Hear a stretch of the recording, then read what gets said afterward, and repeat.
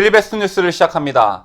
자, 얼마 전 문재인 정부는 도로교통법을 개정해 자전거를 탈 때 반드시 헬멧을 착용하도록 했습니다.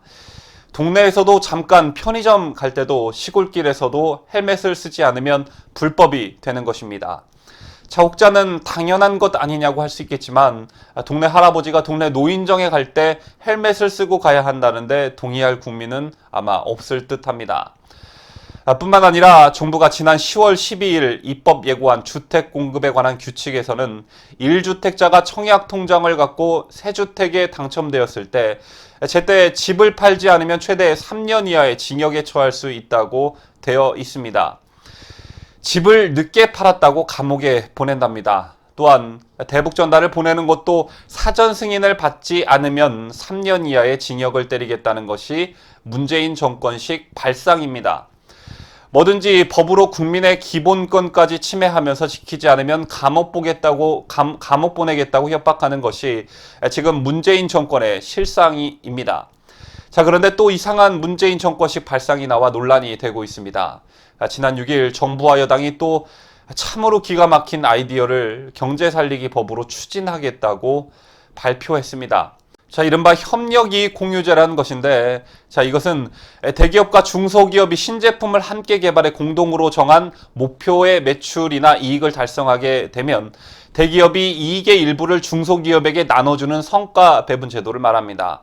자, 이를 통해 대기업과 중소기업의 양극화를 해소하겠다는 발상입니다. 자, 그런데 기업을 한 번이라도 해본 사람이라면 이러한 기가 막힌 발상이 얼마나 허무맹랑한 것인지 금방 알 수 있을 테지만 이 정부의 책임자들은 이따위 방안을 무슨 굉장한 아이디어라도 낸 것처럼 국민 앞에 호도하고 있습니다. 그렇지 않아도 최저임금 문제에다가 주 52시간제 도입으로 허덕이고 있는 기업들에게 또 한 번 엿을 먹이겠다는 것으로밖에 해석할 수 없습니다. 자, 대기업이 올린 이익 일부를 중소협력업체와 공유하도록 법으로 사실상 강제하는 협력이익 공유제는 의원 시절 면세점 사업 기간단축법을 도입했다가 면세점 대란을 일으킨 홍종학 중소벤처기업부 장관이 주도하고 있습니다. 자, 그러나 홍 장관이 엄청난 착각을 하는 것 중에 하나가 대기업의 이익을 중소기업과 공유하게 되면 대한민국의 모든 중소기업들이 혜택을 받는 것처럼 생각한다는 데 문제점이 있습니다.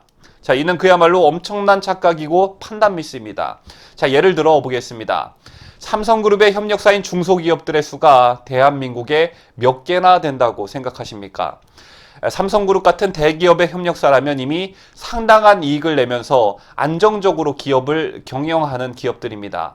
자, 이러한 기업들은 전체 중소기업들의 20%밖에 되지 않습니다. 자, 그러니까 이 기업들에게 더 이상 혜택을 주지 않아도 잘 돌아가고 있다는 얘기가 됩니다. 정부가 이들보다 더 관심을 가져야 할 기업들은 대기업과 연관된 2차, 3차 협력업체가 아니라 아예 그 축에도 끼지 못하는 중소기업들인 것입니다. 자, 이 법을 강제적으로 안 만들더라도 대기업들은 자신들의 이익 창출을 위해 협력업체들과 자발적으로 성과 배분을 하기도 합니다. 정부에서 손을 떼면 뗄수록 간섭을 덜하면 덜할수록 기업들은 더 자율적으로 열심히 돈 벌기 위해 노력하게 되고 그렇게 되면 자동적으로 경제가 살아난다는 것을 각종 규제 완화와 법인세 감세로 경제 호황을 막고 있는 미국을 보면 알 수 있습니다. 자, 어줍잖은 지식으로 경제 생태계를 망치는 좌파적 완장만능주의가 대한민국의 생존을 어렵게 하고 있다는 것을 왜 그들만 모르냐는 것입니다.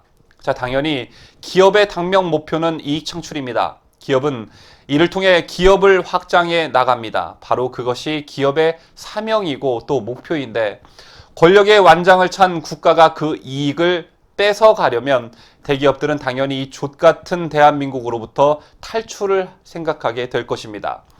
자, 그리 안에도 권력의 완장을 내세우는 좌파 정권으로 인해 기업들의 해외 탈출 러시가 시작되고 있는데, 자, 만약 협력이익 공유제까지 시행된다면 그 탈출 러시는 더 심각한 상황으로 빠지게 될 것이 자명해 보입니다.